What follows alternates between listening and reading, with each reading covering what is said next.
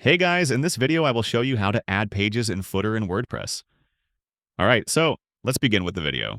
First, open WordPress website and then log into your account. You will be on this home page. Once you are here, find the Quick Links section, which is displayed on the right side, and then click Edit Site, which takes you into the site editor where you can visually manage your layout and design.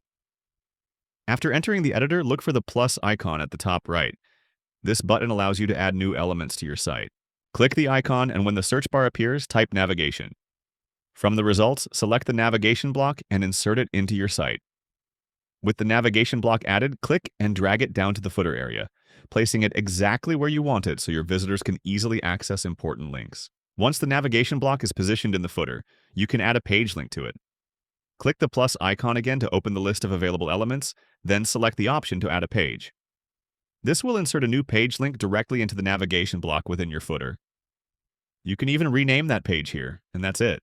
So that is how you can add pages in footer in WordPress, so that's all for this video. Thanks.